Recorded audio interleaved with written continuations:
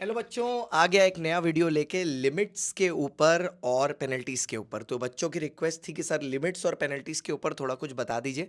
तो मैंने बोला ठीक है बता देता हूँ सर। लिमिट्स और पेनल्टीज सबसे पहले ध्यान रखिएगा, सिर्फ दो ही जगहों पर है। एक्चुअली तीन जगह पर पेनल्टी है।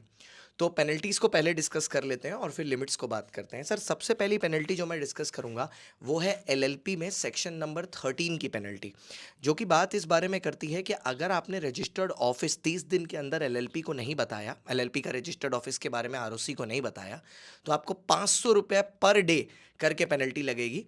एलएलपी को भी अलग देनी पड़ेगी, पार्टनर्स को भी अलग देनी पड़ेगी। मैक्सिमम हर पार्टनर के लिए और एलएलपी के लिए इट्स 50,000, मतलब 500 500 करके लगती रहेगी अप टिल 50,000, जब तक आप इन्फॉर्म नहीं कर देते। इन्फॉर्म कितने दिन में करना है? 30 दिन के अंदर अंदर फ्रॉम इनकॉर्पोरेशन, एंड 30 दिन के अंदर अंदर अगर आप ऑफिस बाद में चेंज करते हो तो। उसके बाद एक सेक्शन नंबर 11 की पेनल्टी है। सेक्शन नंबर 11 की पेनल्टी जो एलएलपी की है कि अगर आप फॉल्स स्टेटमेंट देते हो रजिस्ट्रेशन के टाइम पर कि आप एलएलपी को सेक्शन 11 में रजिस्टर करा रहे हो और कोई फॉल्स स्टेटमेंट देते हो, तो इसमें जो भी आदमी फॉल्स स्टेटमेंट देने के लिए रिस्पॉन्सिबल है उन्हें 2 साल की जेल होगी। साथ में मिनिमम पेनल्टी लग सकती है 10,000 की, जो मैक्सिमम पेनल्टी जा सकती है 5 लाख रुपए तक। Minimum 10,000, maximum 5 lakh.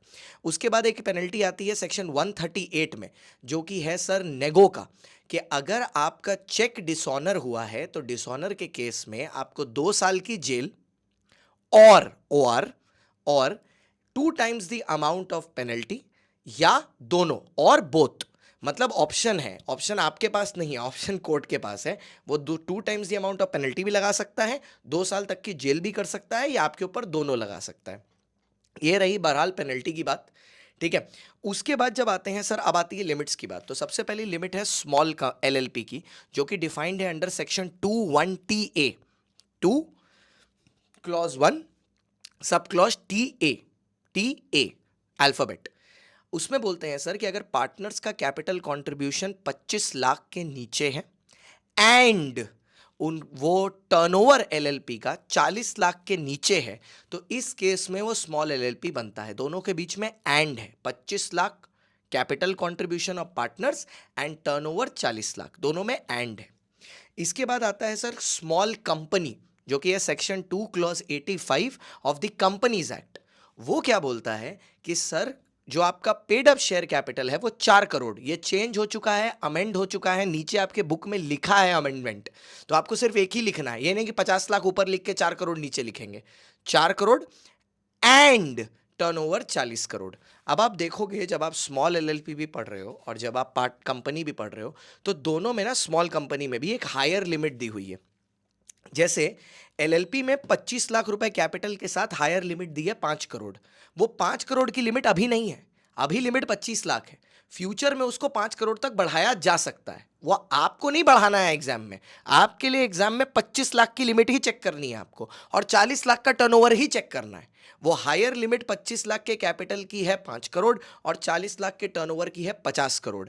वैसे ही सेम स्मॉल कंपनी में भी है। स्मॉल कंपनी का कैपिटल है 4 करोड़, टर्नओवर है 40 करोड़।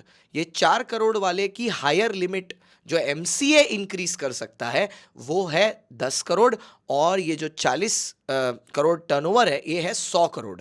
तो उसको वो करेगा। आपको एग्जाम में 4 और 40 देखना है स्मॉल के लिए और स्मॉल कंपनी के लिए, और एलएलपी के लिए देखना है 25 लाख और 40 लाख। आपके लिए यही रेलेवेंट है।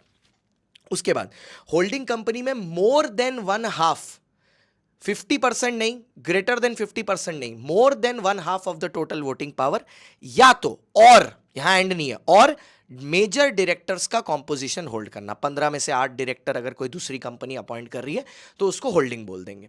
एसोसिएट कंपनी में ये लिमिट 20% है, सिग्निफिकेंट इन्फ्लुएंस 20% है।